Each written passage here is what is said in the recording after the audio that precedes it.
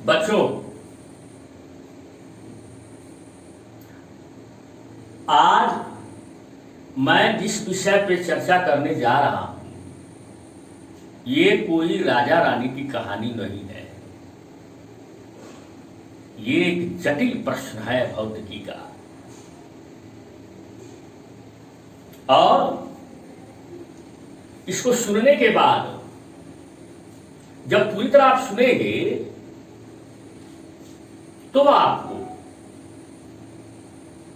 समझ में आएगा। जल्दीबाजी, हड़बड़ाहट, ये इसको समझने के मार्ग में दुश्मन की तरह व्यवहार करते हैं। आइए हम वैद्युत फ्लक्स पर चर्चा करते हैं और इसका संबंध वैद्युत क्षेत्र रेखाओं से क्या है। वैद्युत क्षेत्र रेखाएं और वैद्युत फ्लक्स, लेक्चर 7, वैद्युत आवेश तथा क्षेत्र का एक part, electric field lines and electric flux.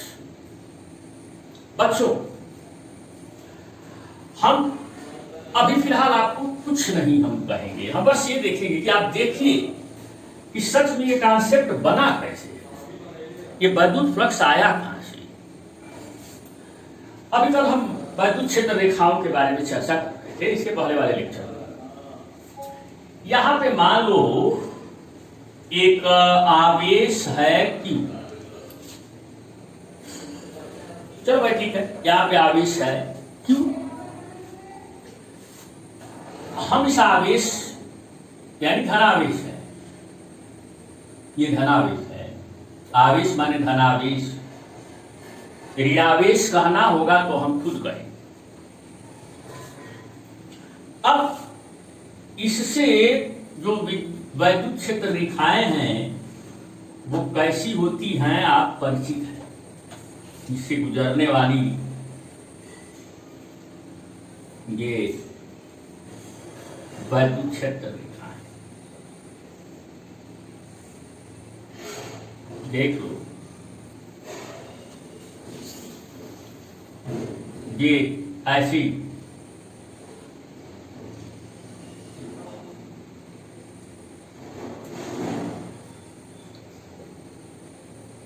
इससे आप परिचित हैं। कल हम आपसे बात किए थे, इसके पहले वाले लेक्चर में हमने आपसे बात किया था, इससे आप बहुत अच्छी तरह परिचित हैं। और ये विद्युत क्षेत्र रेखाएं हैं, वैद्युत क्षेत्र रेखाएं हैं। चलो ठीक है, हमने आपसे बताया था कि ये वैद्युत क्षेत्र विद्युत क्षेत्र की दिशा को दर्शाती है। एक काम करते हैं, यहां पे आवेश Q है, इस बिंदु पे है, कैपिटल Q हम मान लेते हैं, कैपिटल Q। तो जिस बिंदु पे यह आवेश है स्थित है, इस बिंदु के केंद्र मान करके हम दो समकेंद्रीय गोले खींचते हैं। क्या खींचते हैं? दो समकेंद्रीय गोले। ये दोनों, ये और ये दोनों क्या है? समकेंद्रीय गोले, समकेंद्रीय।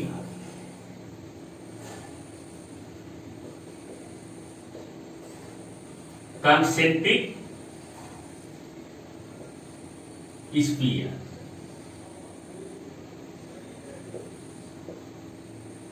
समकेंद्रीय गोले। आपको क्या लगता है कि धनावेश से जो बल रेखाएं, क्षेत्र रेखाएं चलती हैं, क्या ये व्हाइट बोर्ड तक सीमित हैं? ना, हम 3 डायमेंशन में रहते हैं, त्रिविमीय आकाश में रहते हैं। जैसे मान लो यहाँ पे है, यहाँ पे चार्ज है तो क्षेत्र रेखाएं ऐसे ऐसे ऐसे ऐसे सभी हो, ऐसे इस तरह से 3 डायमेंशन त्रिविमीय आकाश।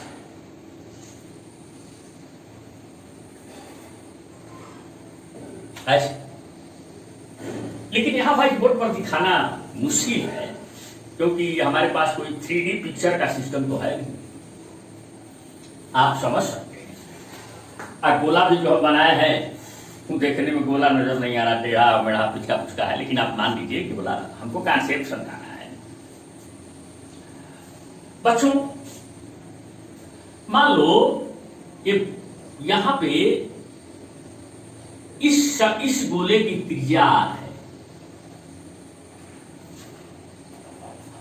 पहला वाला जो गोला है, गोला फर्स्ट, इसका हम नाम दे रहे हैं तो अच्छा रहेगा। इसके बाद वाला जो समकेंद्रीय गोला है, इसकी त्रिज्या यही से केंद्र माने हैं, इसकी त्रिज्या जो है 2r है। ठीक है। आपके दिमाग में एक बात आ रही होगी कि हम कितनी विद्युत क्षेत्र रेखाएं खींच सकते हैं।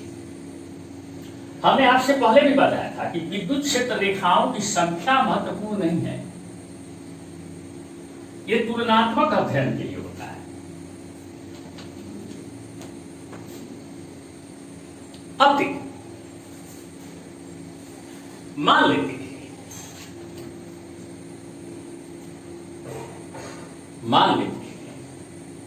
कि एक विद्युत क्षेत्र है, तो ये विद्युत क्षेत्र है आवेश Q का। इस विद्युत क्षेत्र में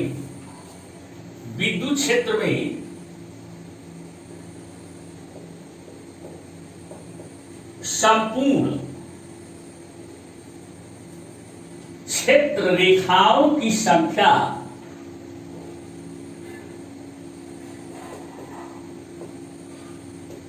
बराबर कैपिटल N है। संपूर्ण क्षेत्र रेखाओं की संख्या कैपिटल N है। जैसा कि आप जानते हैं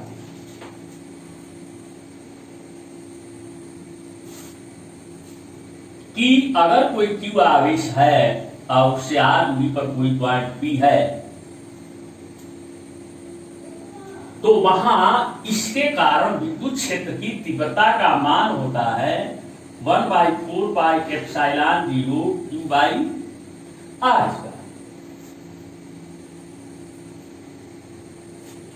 तो चलो, ये जो गोला फर्स्ट है, इसके पृष्ठ के प्रत्येक बिंदु की दूरी कैपिटल R है, तो इसके पृष्ठ के प्रत्येक बिंदु पर विद्युत क्षेत्र की तीव्रता का मान बराबर होगा। और वो कितना होगा, मान लेते हैं E1 गोला फर्स्ट का 1/4 pi epsilon 0 Q by capital R। ये गोला फर्स्ट के प्रत्येक बिंदु पर के बाहर पृष्ठ के प्रत्येक बिंदु पर विद्युत क्षेत्र की तीव्रता का मान है। लेकिन दिशाएं ना, यहां देखो तो दिशा इधर है, यहां दिशा इधर है, यहां दिशा इधर है, तो इस पृष्ठ के, इस गोले के पृष्ठ के प्रत्येक बिंदु पर विद्युत क्षेत्र की तीव्रता समान नहीं है, क्योंकि हर बिंदु पर दिशाएं अलग है। लेकिन मान यानी परिमाण यानी मैग्नीट्यूड तो समान है। उसी तरह से गोला सेकेंड जो है, ये गोला सेकेंड,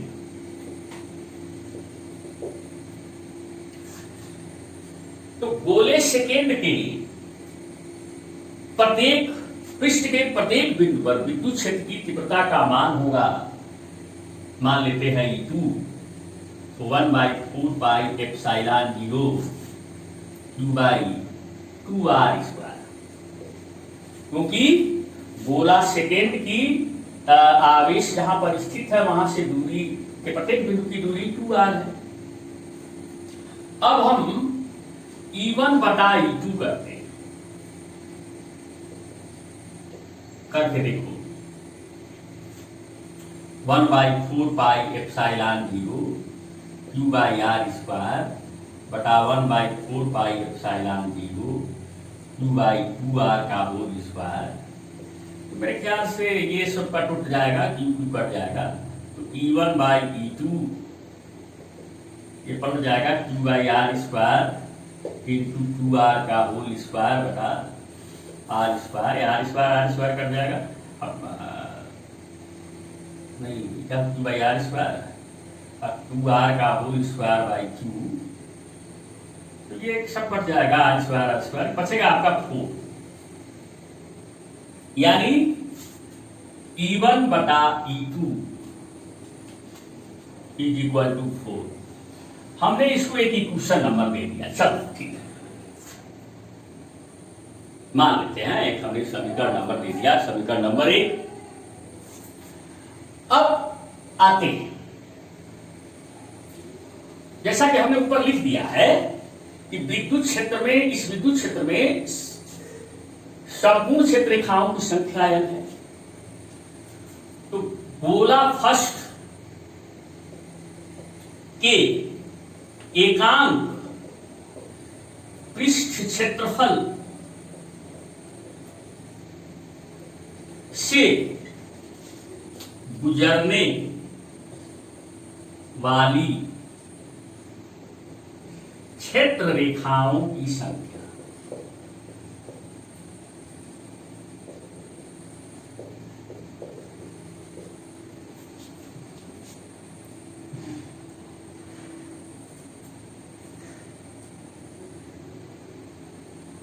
ये कितनी है?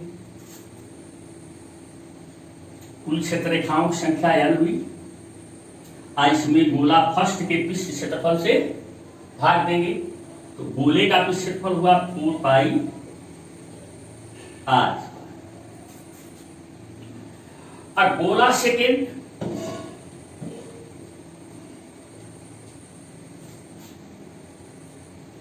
इसको हम मान लेते हैं x1, एकांक पृष्ठ क्षेत्रफल से गुजरने वाली क्षेत्र रेखाओं की संख्या को हम x1 मान लेते हैं। गोला सेकेंड के एकांक पृष्ठ क्षेत्रफल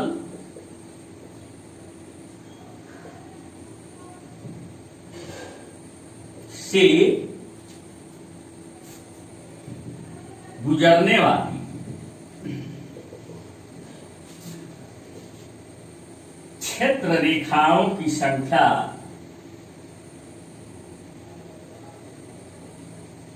चलो हम इसको x2 मान लेते हैं। तो कुल क्षेत्र रेखाओं की संख्या अब बटा गोला सेकेंड का पृष्ठ क्षेत्रफल, तो ये भी 4 पाई और 2r का। अब x1 में x2 का भाग,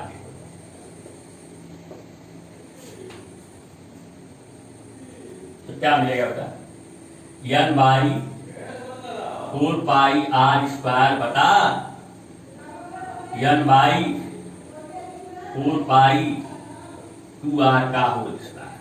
तो ये सब तो कैंसिल हो जाएगा। 2r का होल स्क्वायर बटा r स्क्वायर, 4r स्क्वायर बटा r स्क्वायर बराबर 4।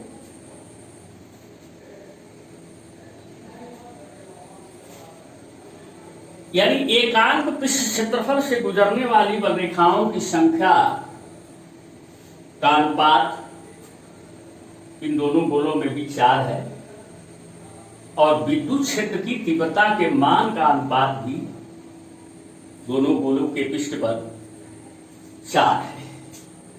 या हम कहेंगे x1 बटे x2 बराबर 4। ये हो गया समीकरण नंबर 2।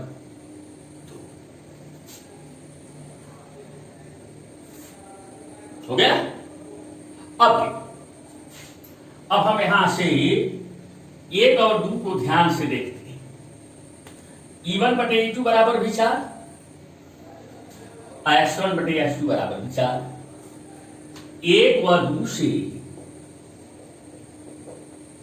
E1 बटे E2 बराबर x1 बटे,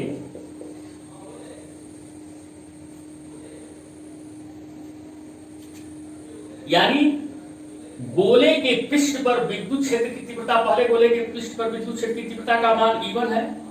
अब पहले गोले के एकांक पृष्ठ क्षेत्रफल से गुजरने वाली बल रेखाओं की संख्या, क्षेत्र रेखाओं की संख्या x1 है। E1 भी अंश में है, h1 भी अंश में है। दूसरे गोले के एकांक क्षेत्रफल, दूसरे गोले के पृष्ठ क्षेत्रफल के प्रत्येक बिंदु पर विद्युत क्षेत्र की तीव्रता E2 है। और दूसरे गोले के पृष्ठ क्षेत्रफल, एकांक पृष्ठ क्षेत्रफल से गुजरने वाली क्षेत्र रेखाओं की संख्या h2 है। E2 भी हर में है तो h2 भी हर में है। इसका मतलब क्या हुआ है? अगर हम विद्युत क्षेत्र की तीव्रता को E से दर्शाएं और एकांक पृष्ठ क्षेत्रफल से गुजरने वाली क्षेत्र रेखाओं की संख्या को x से दर्शाएं, तो इसको देख के लगता है कि E is proportional to x, यानी एक ही विद्युत क्षेत्र में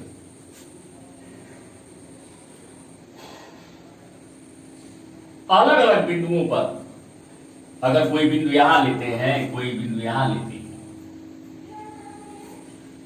तो अलग अलग बिंदुओं से होकर के बोला जा सकता है। अरे बिंदु कहे चाहे पूरे गोले पर कहे, क्योंकि पूरे गोले पर विद्युत क्षेत्र की तीव्रता का परिमाण तो समान है भाई, तो एक बिंदु पर भी वही होगा जो पूरे गोले के पृष्ठ पर होगा। इस पे भी पूरे पृष्ठ पर जो विद्युत क्षेत्र की तीव्रता का मान होगा वही इस पृष्ठ के किसी बिंदु पर भी होगा। तो हम पूरे पृष्ठ पर विचार ना करके बिंदु पर भी विचार करें तो बात वही हुई। तो आप ऐसे कहो कि किसी दिए गए विद्युत क्षेत्र में किसी बिंदु पर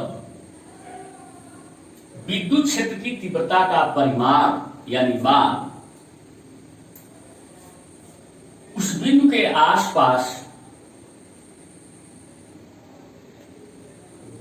के एकांक क्षेत्रफल से गुजरने वाली क्षेत्र रेखाओं की संख्या के अनुक्रमानुपाती होता है।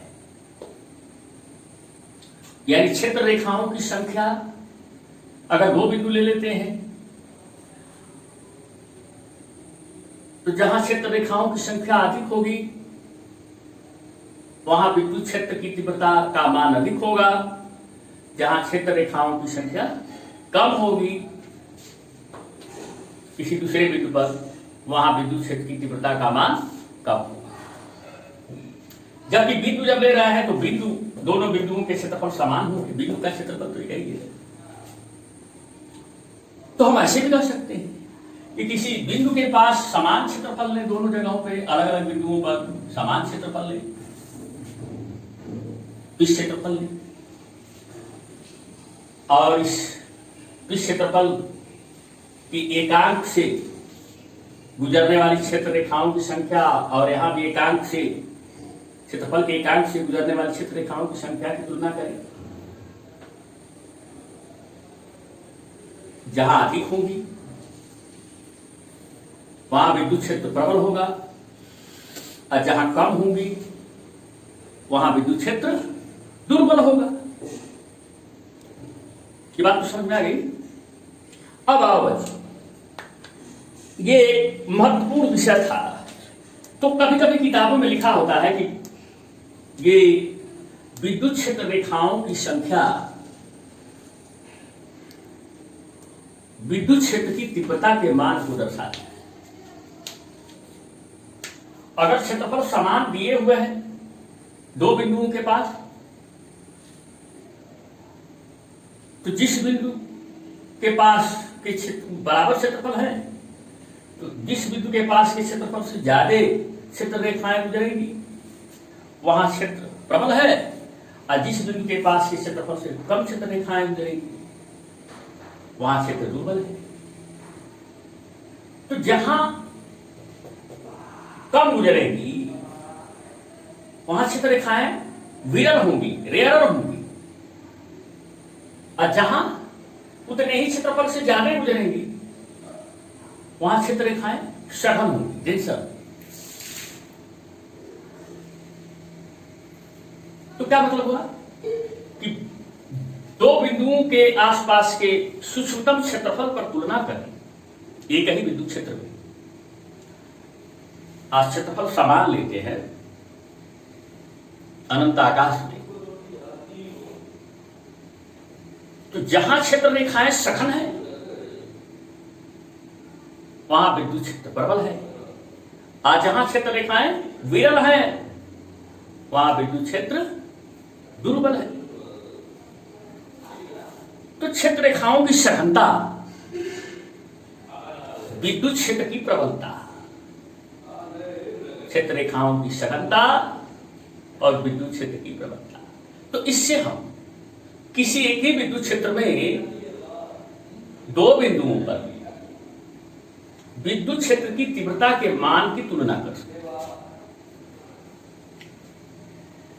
अब हमें इसको पढ़ने के पहले हम ये विद्युत फ्लक्स वैद्युत फ्लक्स हमने लिखा था, उसको समझने के पहले हमें कुछ मूल बिंदुओं पर ध्यान देना होगा जिसके बारे में आप हो सकता है जानते भी, लेकिन हम यहां एक बार उसे जरूर दोहराना चाहेंगे। अगर किसी स्टूडेंट, किसी विद्यार्थी के दिमाग से वो बात हट गई है, क्योंकि ये क ख ग घ है, ये क्या है, क ख ग घ है, एकदम बेसिक कॉन्सेप्ट है। आज जिसको ये समझ में आ गया तो उसके बाद जब मकान की नींव मजबूत होगी तो फिर बिल्डिंग कहां गिरेगी। बच्चों, व्हाइट बोर्ड पर देखो, हमने लिखा है कोण, एंगल। आप कहेंगे कि यहां कोण की कौन सी आवश्यकता पड़ेगी? तो भाई अनावश्यक कोई बात तो बोली नहीं जाती है, क्योंकि आपके ज्ञान का स्तर हो सकता है कोण के बारे में अधूरा हो, अब वो अधूरा स्तर यहां आपको परेशान करेगा। माइक्रोस्कोपिक यह है, माने सूक्ष्म दर्शन करना है, शंकर भगवान के तीसरे नेत्र की तरह। देखो ये वो एक केंद्र है, एक बिंदु है, इसको केंद्र मानकर दो संकेंद्रीय वृत्त खींचे गए। हालांकि थोड़ा पिछड़े हुए हैं, वृत्त मान लो भाई, हमको तो कॉन्सेप्ट समझाना है, हाथ हिलते हैं, बुजुर्ग आदमी है अच्छी नहीं। देख ये छोटा एक ये वृत्त ये है और एक दूसरा वृत्त ये है। एक व्यक्ति या कोई भी पहले वृत्त पर ए से चलना प्रारंभ करता है और दूसरा इसके सामने बी से चलना प्रारंभ करता है दूसरे वृत्त पर, और इन दोनों की प्रारंभिक स्थिति को हमने केंद्र से मिलाया है। दोनों संकेंद्रीय वृत्त हैं, एक ही केंद्र वाले।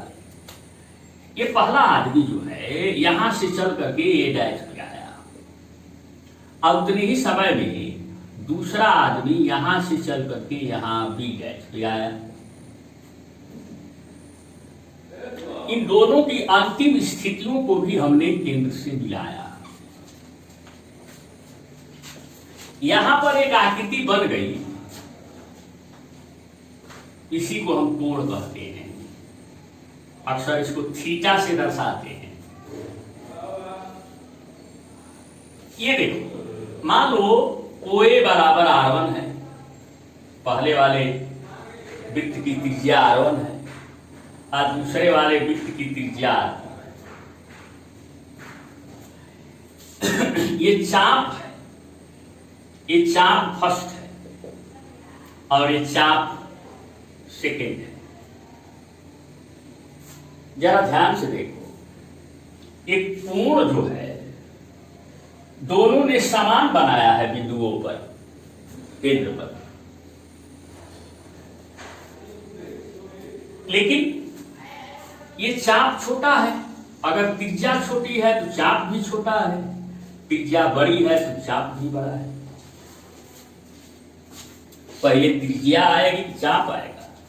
पहले त्रिज्या ना आएगी, तब पहले वृत्त खींच लोगे तब तो चाप बनेगा। इसलिए चाप यानी आर्क अनुक्रमानुपाती है त्रिज्या के। त्रिज्या बड़ी, चाप बड़ा। त्रिज्या छोटी, चाप छोटा, लेकिन केंद्र नियत पर बना हुआ कोण दोनों परिस्थितियों में नियत है। बच्चों यहां पर हम नियतांक लगाएंगे तब ये बराबर होगा।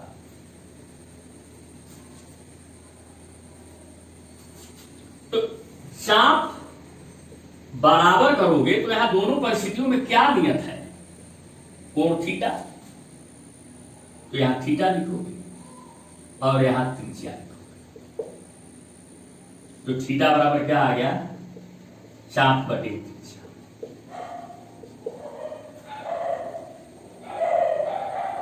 यह एक पद्धति है, सिस्टम है कोण को नापने का। इसके बारे में आप जानते हैं। रेडियन में मापने का एक तरीका है। कुछ बच्चे कहते हैं कि बार बार भाई नियतांक काहे को लगाते हैं, बड़ी आफत आती है। ये बताओ, किसी के पॉकेट में 5 रुपया है और किसी के पॉकेट में 4 रुपया है। एक आदमी के पॉकेट में 5 रुपया है और एक आदमी के पॉकेट में 4 रुपया है। 5 अनुक्रमानुपाती है 4। कैसे अनुक्रमानुपाती हो गया भाई? हमने कहा कि भाई अगर इसको पैसा देंगे तो इसको भी पैसा देंगे। यहां दिख नहीं रहा है तो देखो, एक आदमी के पॉकेट में 5 रुपया है और दूसरे आदमी के पॉकेट में 4 रुपया है, तो 5 अनुक्रमानुपाती है 4। अब आप कहेंगे कि कैसे अनुक्रमानुपाती हो गया? अरे भाई, हमने शर्त लगा दिया कि जिस आदमी के पॉकेट में 5 रुपया है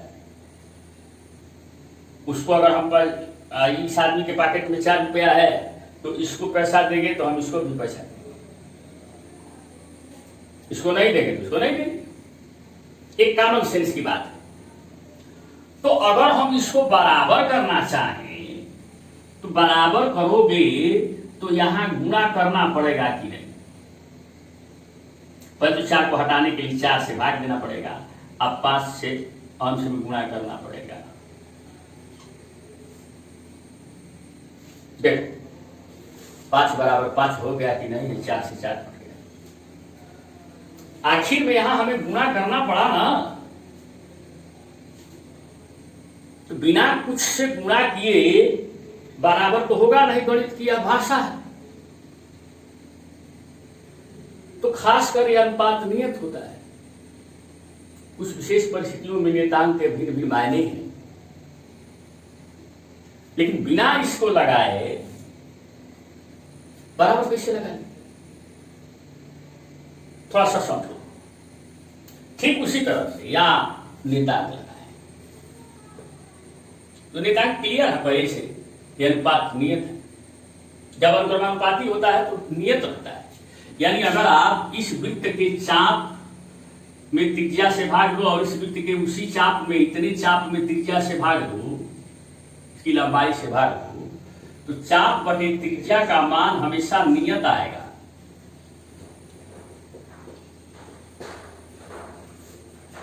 करके देखना, इस छोटे वाले के चाप की लंबाई में इसकी रेडियस से भाग दो, इस बड़े वाले के चाप की लंबाई में इसकी रेडियस से भाग दो, त्रिज्या से भाग दो। ये बार बार निश्चित मान है। इसी पर कोई और खींच दोगे इससे ना, यहां से, अब फिर इतनी चाप की लंबाई में इस त्रिज्या से भाग दो, तो वही मान है। एक संख्या मिलेगी। क्यों? क्योंकि चाप को भी हम मीटर में नापेंगे तो त्रिज्या को भी मीटर में नापेंगे, मीटर से मीटर कट जाएगा। लेकिन संख्या केवल संख्या नहीं है। भौतिकी में आप पढ़े हैं कि इसको हम पूरक मात्रा कॉम्प्लीमेंट्री यूनिट कहते हैं, रेडियन कहते हैं।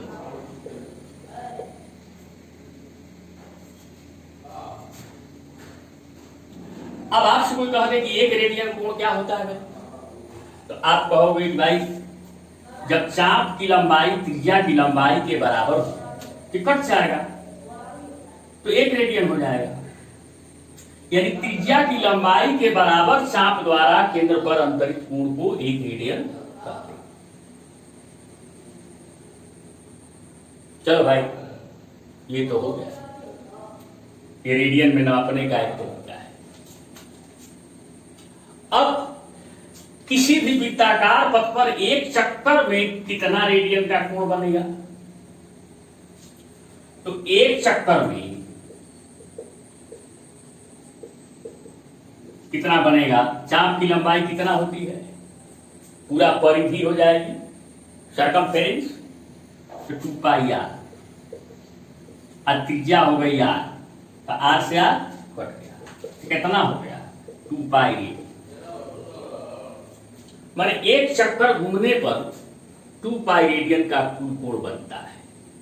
इसको हम अंश में भी नापते हैं, तो अंश का हम 90 90 90 90 360 अंश कहते हैं, वहां यहाँ जरूरत 360 अंश बराबर 2 पाई रेडियन कहते हैं, हालांकि उसकी यहाँ जरूरत है नहीं। हमें जरूरत इस बात की है, इसकी भी जरूरत नहीं थी, ये तो वैसे ही आपको हमने बता दिया। हमको जरूरत इस बात की थी कि क्या कोई व्यक्ति किसी बिंदु के चारों ओर टेढ़े मेढ़े पथ से भी गति करता है एक चक्कर में, तब भी तो वह 2 पाई रेडियन से घूमेगा कि नहीं घूमेगा, घूमेगा, एक कन्फर्म है। यानी एक चक्कर में संपूर्ण कोण का मान 2 पाई रेडियन होता है, और वो इस बात पर नहीं निर्भर करता कि वह वृत्ताकार पथ पर ही घूम रहा है। ये बात यहां महत्वपूर्ण थी, इस बात को मुझे समझाना था। ये समझ में आ गई बच्चों। इसी लेक्चर के आधार पर हम आपको घन कोण समझाना चाहते हैं, जिसको हम अंग्रेजी में सॉलिड एंगल कहते हैं। अगले लेक्चर में हम सॉलिड एंगल के बारे में समझाएंगे। बहुत बहुत धन्यवाद।